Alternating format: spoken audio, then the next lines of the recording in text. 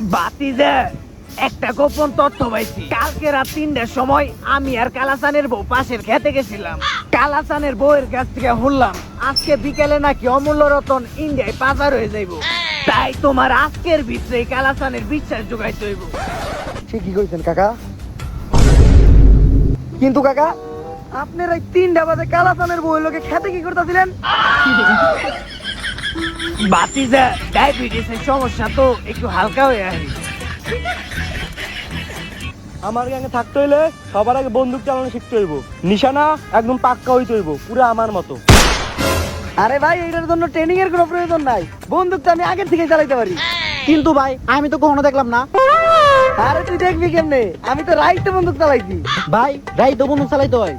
আরে বাতিজা মাঝে মধ্যে রাত্রেও বন্দুক চালাইতে হয়। কেন? ওইটা তোমার কাকিরে জিগাইও। আচ্ছা তুই যেহেতু আগে থেকে বন্দুক চালাতে পারো, নে একটা প্রমাণ দে।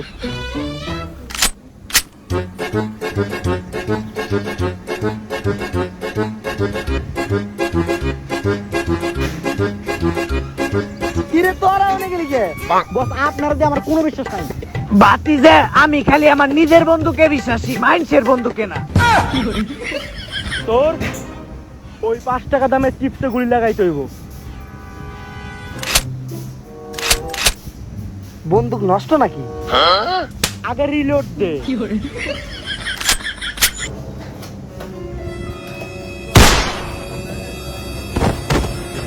ভাই ও তো মানুষ মেরে লাইছে।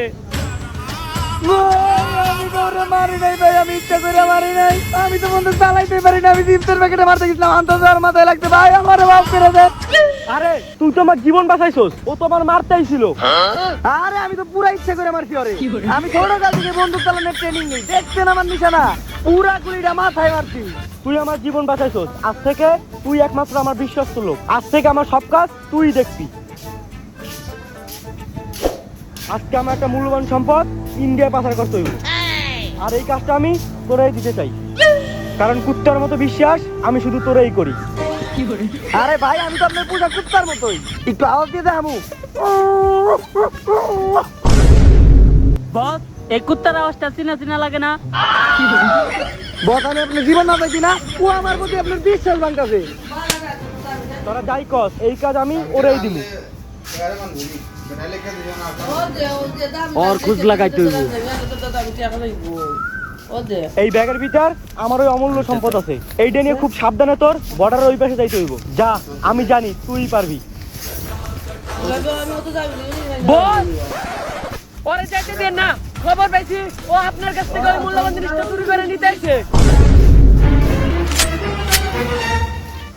বস আমি আগেই ভাবছিলাম এই কুত্তা জাতের কুত্তা না, এই কুত্তা কামড় দিবই।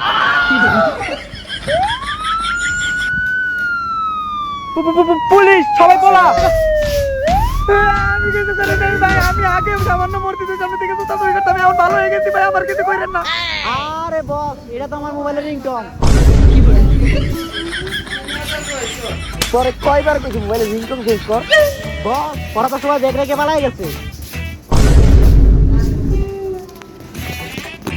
খুব কষ্ট হইছে ব্যাগটা উদ্ধার করতে। দাঁড়া, এত কষ্ট করলাম, দেখি তো এটার ভিতরে কি আছে। অকটেন, কাজ হয়ে গেছে, এই নেন।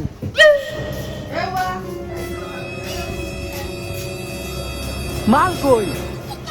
আরে এই ব্যাগে তো কিছুই ছিল না, খালি এক বোতল তেল ছাড়া।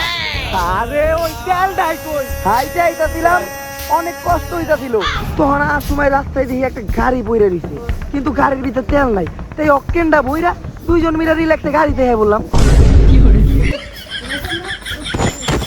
ও বস আমি তো খবরে দেখছিলাম বাংলাদেশে অক্টেনের দাম বেড়ে যাওয়ার পর বাংলাদেশে শুধু এক বোতলই অক্টেন আসলো, যার দাম কোটি কোটি টাকা। তাইলে এখন বাইকার গো কি হইব? অকটেন ছাড়া তো গাড়ি চলে না। বাতিজা অকটেন ছাড়া গাড়ি চলুক আর না চলুক, আমার গাড়ি আজীবন সরষের তেল দিয়ে চলবো। কামটা করলে